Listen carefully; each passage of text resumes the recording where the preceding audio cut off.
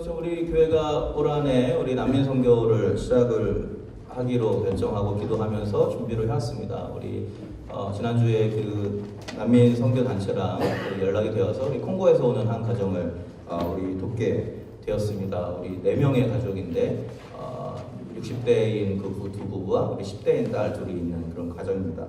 제가 이분들을 어떻게 도울 수 있을지를 알려면 이 콩고에 어떤 상황이 있기에 이분들이 난민으로 나올 수밖에 없는지를 좀 이해를 해야 될 것 같아서요. 제가 거기서 나눠준 이 자료를 좀 읽어봤습니다.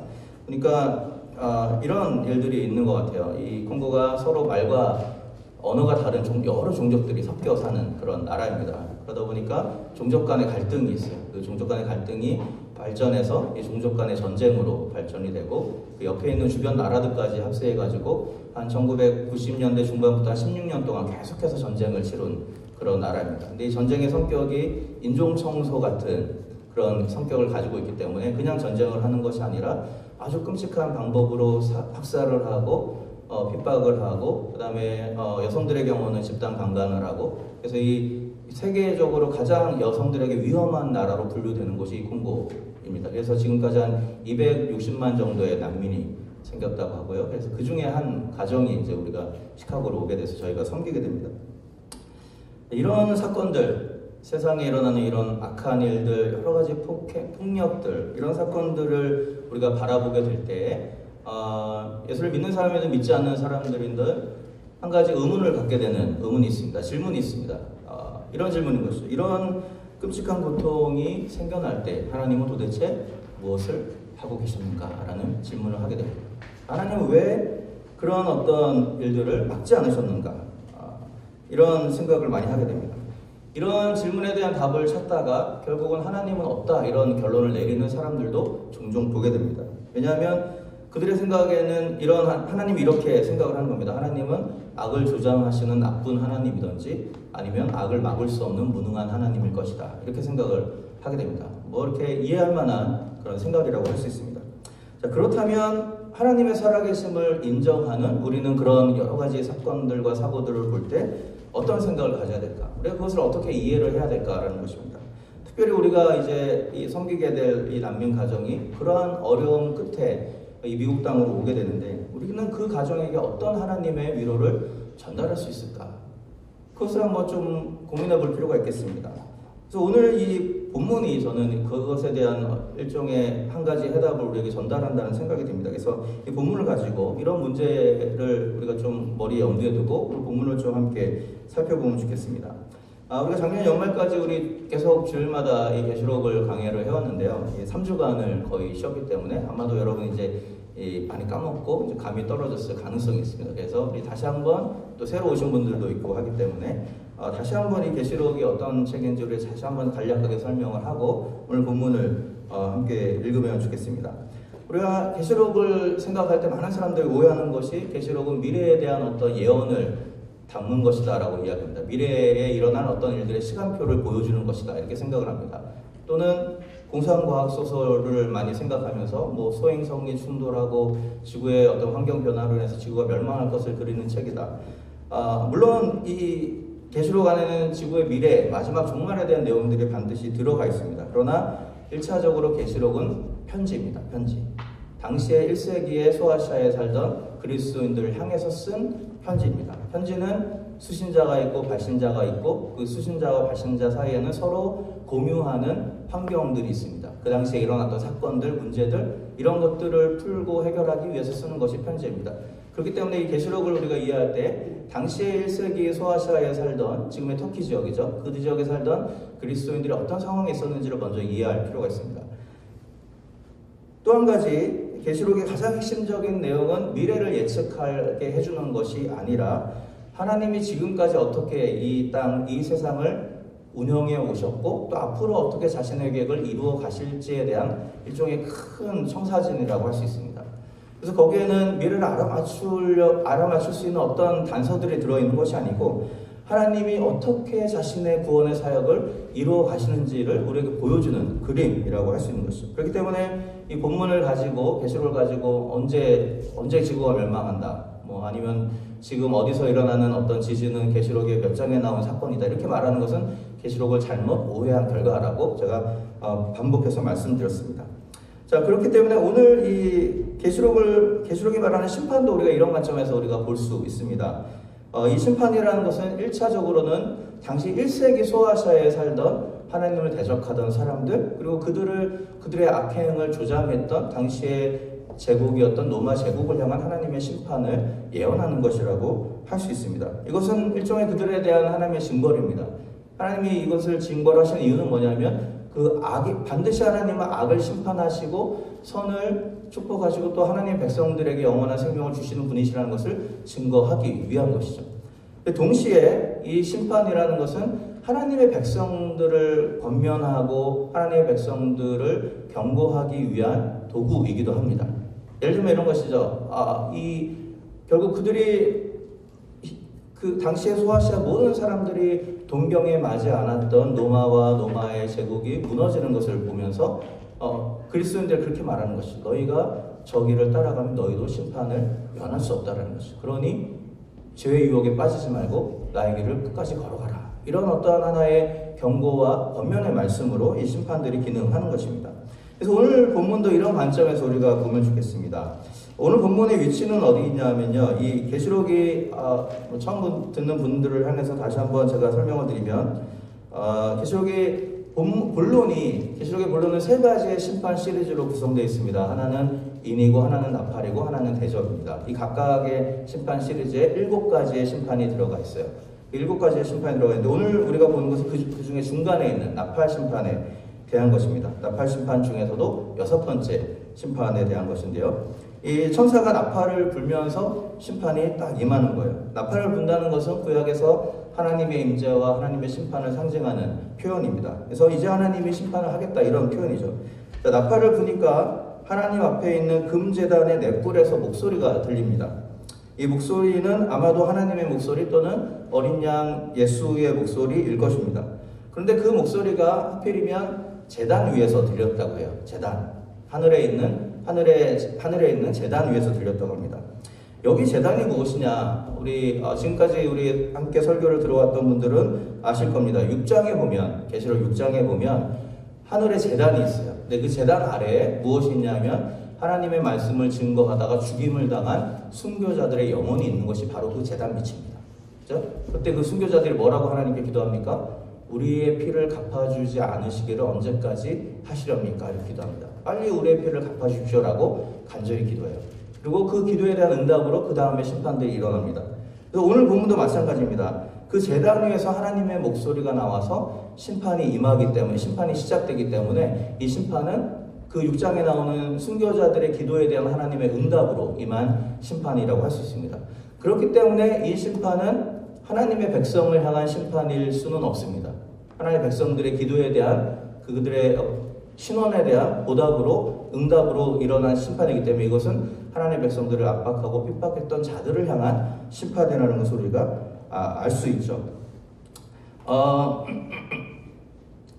자, 그러면 이 심판이 구체적으로 어떻게 임하는지 오늘 본문을 좀 보면서 우리 같이 살펴보겠습니다. 자, 제단에서 나는 목소리가 나와서 우리 9장 14절을 보면 이렇게 말합니다. 나팔 가진 6째 천사에게 말하기를 큰 강 유브라데에 결박한 내 천사를 놓아주라. 이렇게 이야기를 하고 있습니다. 유브라데라는 것은 유프라테스 강을 말하는 겁니다. 근데 유프라테스 강에 천사가 있는 거예요. 천사가 결박이 되어 있습니다. 결박된 천사를 풀으라는 거예요. 결박된 천사가 풀려지니까 거기서 갑자기 말을 탄 마병대들이 등장을 합니다. 그리고 그 마병대 숫자가 오늘 본문에 보면 16절에 보면 2만만이다 이렇게 있습니다. 2만만. 2만만은 무슨 얘기냐면요. 2만 곱하기 만이라는 뜻입니다. 2만과 만을 곱하면 아마 2억이 될 겁니다. 2억. 그래서 어떠한 사람들은 이것이 2억의 군대를 낼 수 있는 나라는 중국밖에 없다고 해서 이 중국이 무슨 전쟁으로 이렇게 생각하는 사람도 있지만 올바른 해석이 아닙니다. 여기서 말하는 이 미리어드라는 단어는 가장 많은 숫자, 당시 고대 사람들이 생각할 수 있는 가장 많은 숫자에 2를 곱하고 그것을 한 번 더 곱한 숫자예요. 무슨 뜻입니까?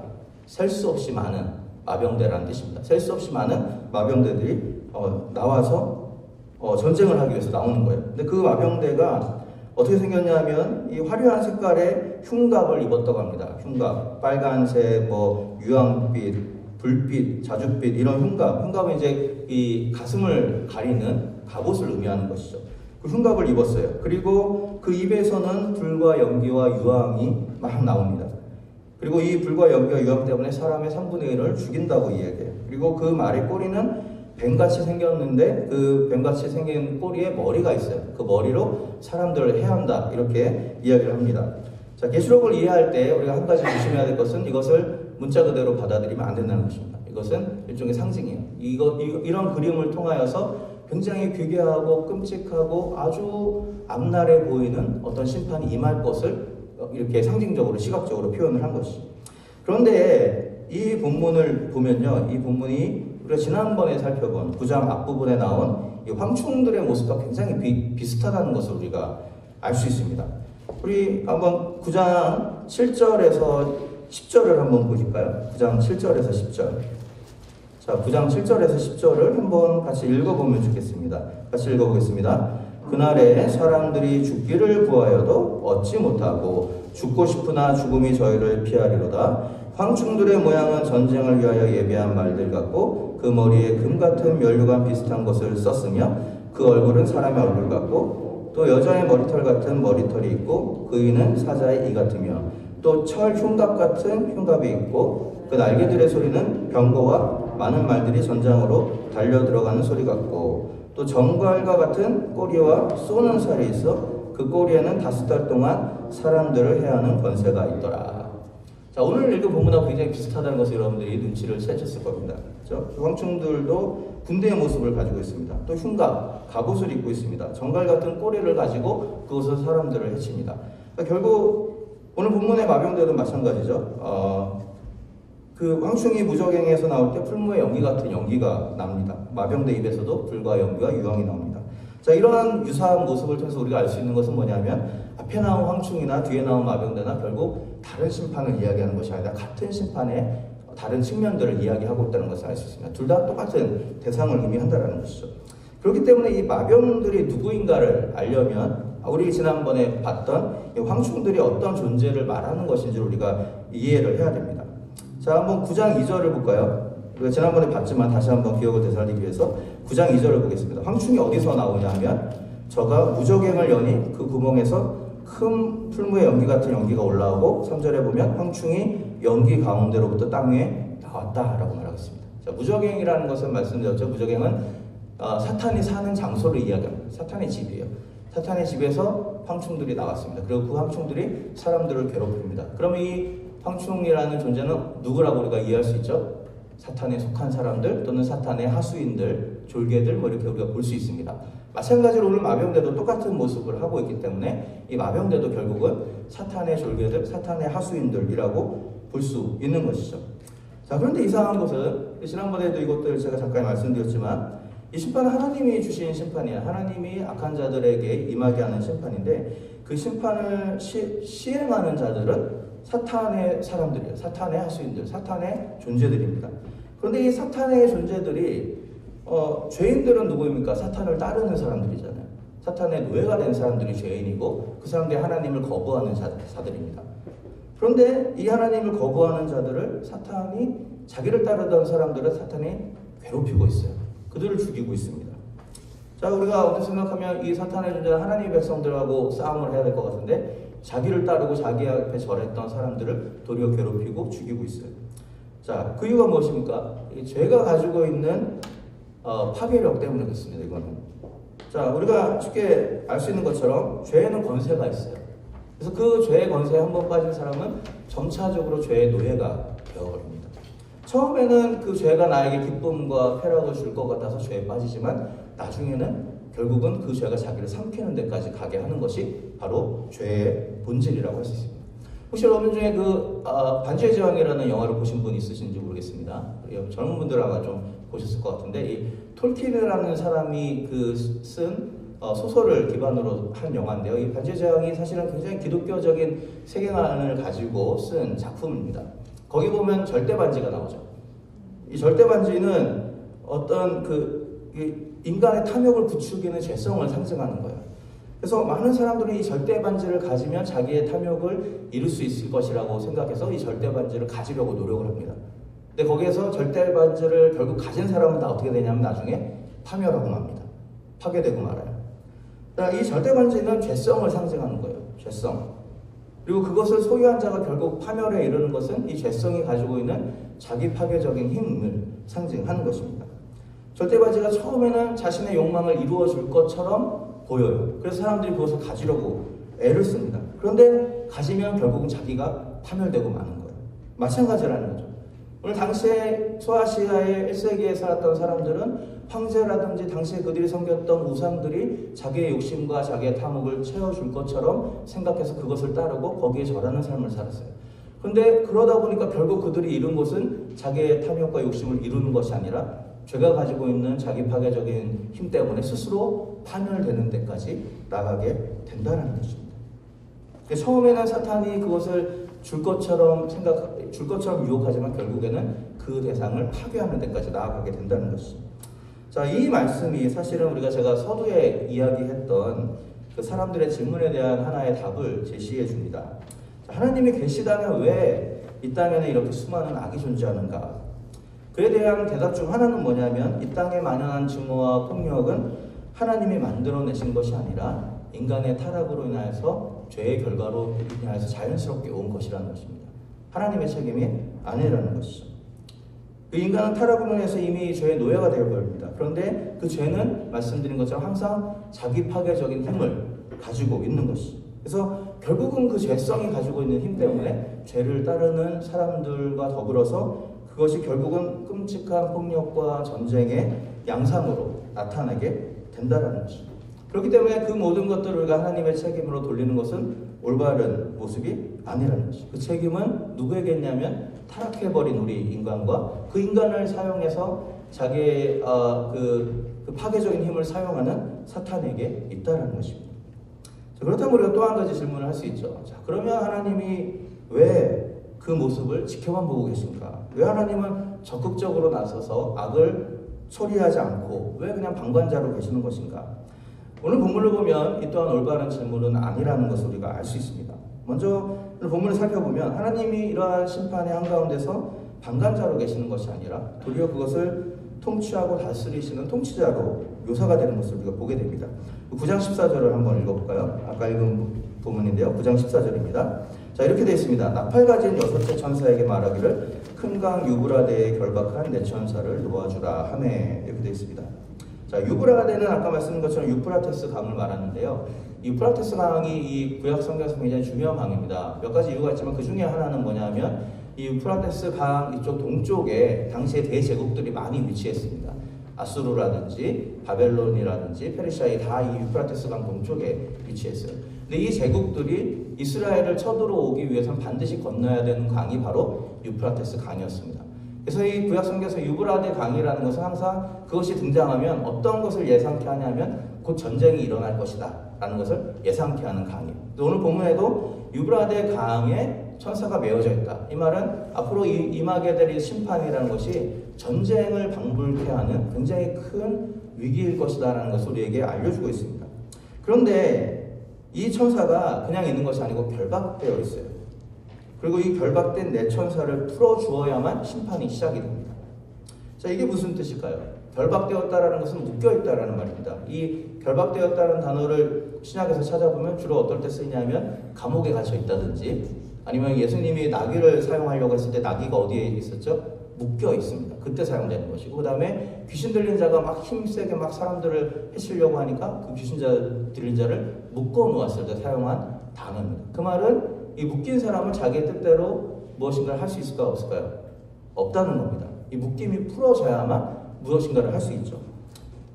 그리고 더불어서 중요한 것은 이제 그러니까 이 천사가 풀리면 심판이 임하는데 이 천사가 묶여 있다는 것은 하나님의 심판을 막고 있다라는 의미입니다. 근데 여기서 이 묶여 있다라는 단어가 완료형으로 쓰였거든요. 헬라어에서 완료형은 이미 오래전부터 그렇게 되어 있는 상태를 의미하는 것입니다. 그러니까 하나님이 이미 이 심판이 임하지 않도록 계속해서 막아 오셨다라는 것을 우리가 알 수 있습니다.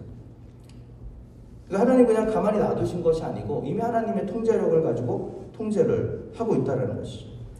그리고 이 하나님은 이 천사들의 심판의 시간표까지도 통제하십니다. 그래서 15절에 보면 네 천사가 놓였는데 이 천사들이 그 연, 월, 일시에 이르러 사람 3분의 1을 죽이기로 예비한 자들이로라 이렇게 되어 있습니다. 그러니까 이 천사들이 임하게 할 시간과 장소와 이 모든 것들도 하나님이 다 정하셨다는 거죠. 이 심판을 대행하는 사람들이 자기 마음대로 할 수 없다는 겁니다. 그리고 이 사람들이 와서 심판해서 사람들을 죽이는데 사람들을 다 죽이는 것이 아니고 얼마만 죽일 수 있다고요? 15절에 보면 3분의 1만 죽일 수 있다.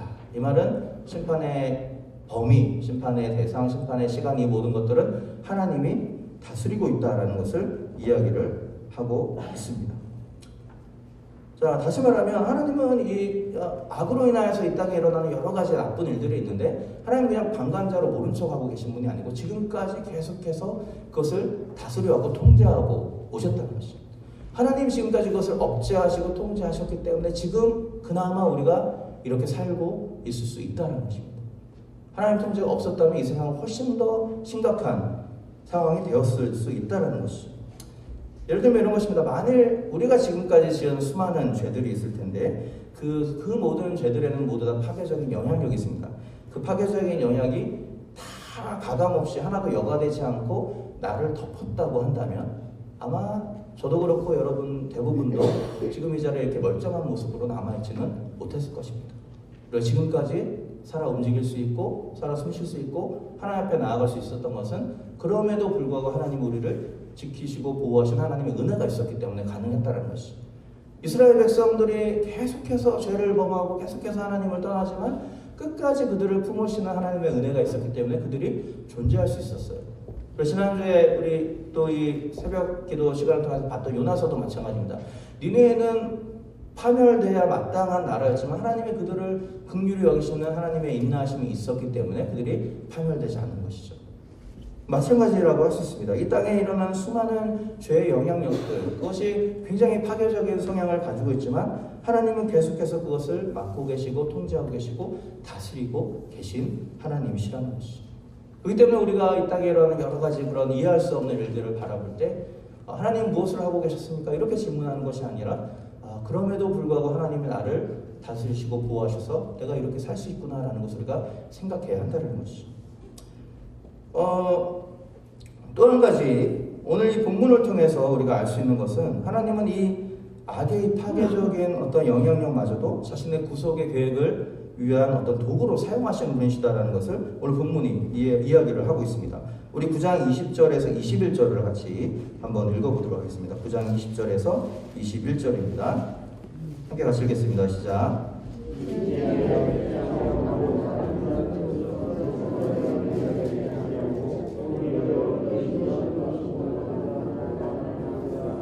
하지 못하는 금은 돈과 목석의 우상에게 절하고 또 그 살인과 구술과 음행과 도적질을 회개치 아니하더라. 자, 마병의 심판을 통해서 3분의 1이나 사람들이 죽었다라는 겁니다. 그런데 본문은 그렇게 해서 죽고 죽지 않고 남는 사람들이 있었어요. 남는 사람인데 이 사람들이 수많은 사람들이 죽는 이 심판을 경험했음에도 불구하고 끝까지 회개하지 아니하고 도리어 우상을 섬기고 귀신을 섬겼다라고 이야기를 하고 있습니다. 여기서 이제 귀신이 우상과 또 금은 동, 나무, 돌로 만든 어떤 우상들을 이야기하는데요. 사실 이것은 1세기 소아시아 지역에서 어디서나 볼 수 있었던 그런 형상들을 이야기합니다. 그들이 이제 그리스에 속한 그 지역이었기 때문에 여러분 잘 아는 것처럼 그리스에는 수많은 신들이 있었습니다. 아르테미스, 디오니슈스, 제우스를 통해서 별의별 신들이 다 있었어요. 그들의 신상을 때로는 금으로 때로는 돌로 이렇게 만드는 것이 아주 그 보편적인 일이었습니다. 또 심지어 황제들까지도 신으로 추앙돼서 죽은 황제 아우구스투스 황제 같은 황제의 상들은 어디서나 볼 수 있는 그런 상황 가운데 있었죠. 중요한 것은 하나님이 왜 이러한 우상 숭배를 싫어하셨는가의 이유입니다. 그들이 왜 우상을 섬겼는가 하는 이유예요. 그들이 우상을 섬기는 가장 주된 이유와 목적은 무엇이냐면 자신의 탐욕을 채우기 위해서였습니다. 자기가 섬기는 그 신이 내가 원하는 경제적인 유익과 어떤 정치적인 유익을 나에게 가져다 줄 것이라고 생각하고 그 신들 앞에 그들이 절을 했던 것이죠. 황제를 숭배한 것도 마찬가지 이유라고 제가 몇 번 말씀드렸습니다. 황제를 숭배한 이유가 무엇인가? 황제가 자신들이 가지고 싶었던 경제적이고 정치적이고 어떤 사회적인 어떤 지위와 그런 어떤 부요함과 그런 어떤 것들을 줄 수 있는 가장 최적의 인물이 당시에는 황제였어요. 그러니까 황제가 신처럼 추앙되는 것이죠. 무엇 때문에요? 황제를 섬기면 더 많은 것을 내가 누릴 수 있겠다라는 그들의 욕심 때문에 황제를 섬기게 된 것입니다. 그런데 이 마병대의 심판을 통해서 수많은 사람들이 죽었음에도 불구하고 오늘 본문은 여전히 남은 자들이 자신의 이런 악행을 회개하지 않았다라고 의도적으로 밝힙니다. 이것을 밝히는 이유가 있습니다. 두 가지를 좀 생각을 할 수 있겠는데, 우선은 이것은 이 하나님을 섬기지 않고 하나님의 인을 맞지 아니하고 결국은 사단을 쫓았던 사람들을 하나님이 심판하실 수밖에 없는 이유에 대해서 말씀을 해줍니다. 어떤 분은 이렇게 보기도 합니다. 이 심판은 원래 믿지 않는 자들을 향한 심판이었기 때문에 하나님이 회개를 의도하지는 않았다 이렇게 이야기하기도 합니다만, 제가 보기에는 오늘 본문에 보면 20절은 사실은 별로 필요 없는 내용이거든요. 심판을 받고 끝나면 되는데 굳이 남은 자들이 끝까지 회개하지 않았다라는 것을 이야기하는 것은 아마도 하나님이 이러한 모든 심판을 통하여서 하나님의 마음속 깊은 곳에는 그들이 하나님께로 어떻게든지 돌아오기를 원하시는 하나님의 마음이 숨어 있지 않나라는 생각을 해보게 됩니다. 그런데 끝까지 그들이 이것을 거부한 것이죠. 거부했기 때문에 결국은 다음에 나오는 마지막 심판을 통해서 그들이 멸망할 수밖에 없는 이유에 대해서 본문이 이야기를 하고 있습니다. 또 다른 한편으로 이러한 심판의 모습들은 이 당시 이 소아시아 교회 성도들을 향한 일종의 권면과 경고이기도 합니다. 당시는 수많은 사람들이 황제를 섬기고 우상을 섬기던 시대였어요. 이것이 그들에게 있어서 종교가 아니었고요. 일종의 그들의 세계관이었습니다. 생활 방식이었어요.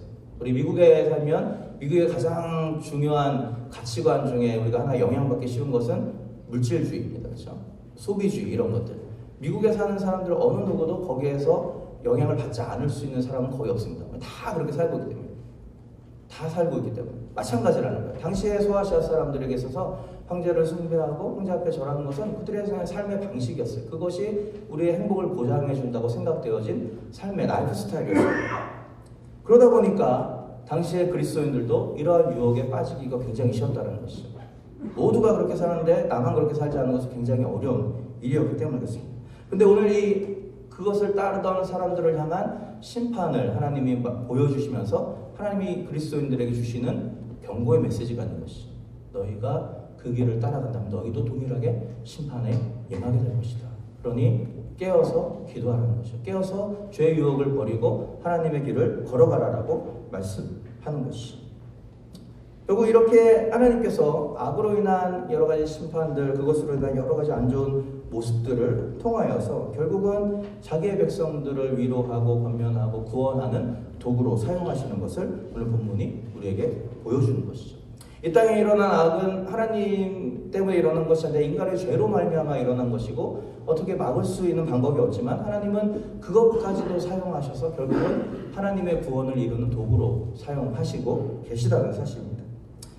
이 사실을 통해서 우리가 우리가 성경이 말하는 하나님의 섭리에 대해서 우리가 생각할 수 있습니다. 섭리라는 것은 하나님 모든 것을 작정하시고 계획하시고 그 뜻대로 이루신다라는 뜻을 가지고 있습니다.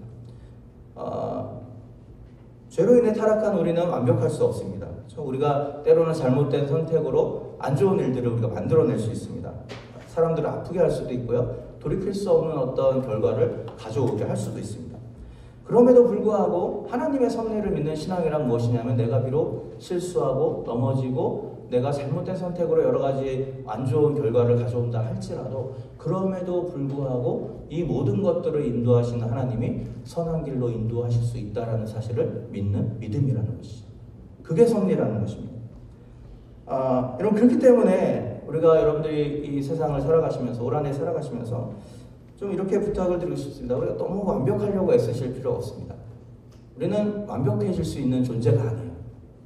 물론 우리가 열심히 살고 열심히 신앙생활하고 하나님 보시기에 떳떳한 모습으로 살아가려고 노력은 해야겠죠. 그러나 우리는 쓰러질 수 있습니다. 실패할 수 있습니다. 잘못 선택할 수 있습니다. 그러나 그럴 때에 우리가 너무 거기에 연연할 필요는 없다는 것이죠. 너무 그것 때문에 우리가 아파할 필요는 없다는 것입니다. 때로 내가 잘못 선택했지만 내 선택이 마치 나의 그 한 번의 선택이 나의 모든 앞으로의 미래를 어떻게 만들 것처럼 우리가 전전긍긍할 필요는 없다는 것이죠. 왜냐하면 우리에게는 섭리하시는 하나님이 계시기 때문이라는 것이죠. 때로는 우리가 잘못된 길로 갈 수 있고 때로는 하나님 오른쪽으로 가려는데 우리가 잘 못 알아듣고 왼쪽으로 갈 수 있다는 겁니다. 그러나 하나님은 하나님의 섭리 가운데서 우리의 삶을 궁극적으로는 선하게 인도하시는 하나님이라는 것이죠. 그에게 필요한 것은 그 통치자 하나님에 대한 신뢰라는 것입니다. 물론 우리가 아무렇게나 살아도 하나님 우리를 좋게 인도하신다 이런 말씀을 드리는 것은 아닙니다. 오늘 본문에 계시록이 말씀하는 것은 하나님을 섬기는 삶을 살라는 것이죠. 우상을 따르지 말고 탐욕을 쫓지 말고 예수 그리스도를 주인으로 모시는 삶을 살아가는 것입니다. 그 삶이 우리가 그 삶을 살아가는 삶의 여정 가운데 우리가 있다고 한다면 우리가 시시각각 우리 가운데 일어나는 사소한 문제들, 어려움들 그런 것 때문에 너무 고민하고 아파할 필요는 없다는 것이죠. 왜냐하면 하나님은 그 모든 것까지도 사용하셔서 하나님의 계획을 이루시는 하나님이시기 때문이라는 것입니다. 오늘 계시록은 이 땅에 일어나는 수많은 악한 일들, 수많은 여러 가지 일들이 결국은 죄의 결과이고 그것은 우리가 피할 수 없는 고통이다라는 것을 말씀을 합니다. 그러나 동일하게 계시록이 말씀하고 있는 것은 뭐냐면 하나님은 그 모든 것까지도 사용하셔서 결국은 악을 심판하시고 선이 승리케 하시는 섭리의 하나님, 구원의 하나님이라는 것을 우리에게 말씀하고 있다는 것이죠. 그렇기 때문에 오늘 올 한 해 우리 가운데 찾아오는 수많은 문제들, 수많은 어려움들, 수많은 관계의 어려움들 이 모든 것이 결국은 나의 삶을 만들어 가시는 하나님의 아름다운 도구로 쓸 수 있다는 것을 믿음으로 고백하는 저와 여러분들 될 수 있기를 바랍니다. 그래서 고백함으로 말미암아 고민과 염려와 근심 가운데 살아가는 것이 아니라 내가 주님 앞에 서 있기만 한다면 하나님이 나의 삶을 아름답게 인도하실 것이다. 그에 대한 믿음을 가지고 어떤 상황에서든지 걱정과 염려보다는 기대와 소망으로 살아가는 저와 여러분들 될 수 있기를 주님의 이름으로 부탁드립니다.